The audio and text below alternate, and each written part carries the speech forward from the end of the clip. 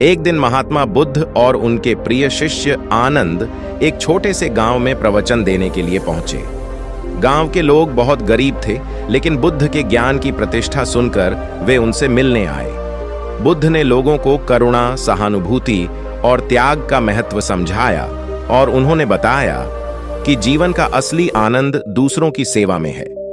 प्रवचन के बाद एक वृद्ध महिला बुद्ध के पास आई। उसके चेहरे पर चिंता और दुख साफ दिखाई दे रहा था।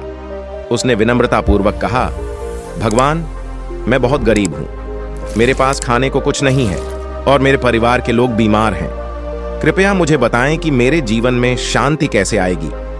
बुद्ध ने उसकी बात ध्यान से सुनी और आनंद को एक मिसाल देने के लिए बुलाया। बुद्ध ने आनंद से कहा, आनंद, पास के जंगल में जाओ और मुझे सबसे सुंदर फूल लेकर आओ। रखना, वह फूल ऐसा हो जो न कभी मुरझाए और न कभी गिरे। आनंद ने बुद्ध के आदेश का पालन किया और जंगल की ओर चल दिया। उसने सुंदर फूलों की खोज में घंटों बिताए। हर जगह उसे खूबसूरत फूल तो मिले, लेकिन कोई भी ऐसा नहीं था जो मुरझाता या गिरता न हो।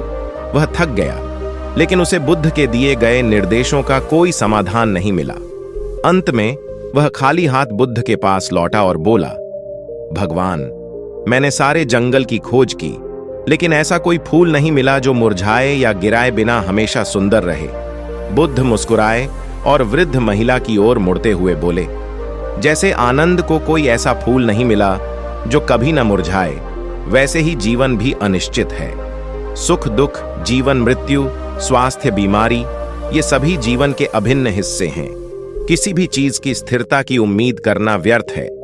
असली शांति तब आती है जब हम इन परिवर्तनों को स्वीकार करना सीखते हैं और किसी अपेक्षा के अपने कर्तव्यों का पालन करते हैं। महिला ने गहरे ध्यान से बुद्ध की बातों को सुना। उसे समझ में आया कि उसकी परेशानी जीवन की अनिश्चितताओं का ही हिस्सा है और उसे इस बदलाव को स्वीकार करना चाहिए। बुद्ध ने आगे कहा, सच्ची खुशी बाहर की परिस्थितियों से नहीं आती, बल्कि हमारे भीतर की मानसिकता से आती है। जब तुम यह समझ जाओगी कि जीवन के हर क्षण को बिना किसी अपेक्षा के जीना है, तभी शांति तुम्हारे दिल में बसेगी। आनंद ने इस घटना से एक और महत्वपूर्ण पाठ सीखा। जीवन की सुंदरता उसके परिवर्तनशील स्वभाव में है और सच्ची शांति उसे स्वीकार करने में ही है। वृद्ध महिला ने बुद्ध के चरणों में नमन किया और विदा लेते हुए अपने दिल में शांति का बीज लेकर चली गई।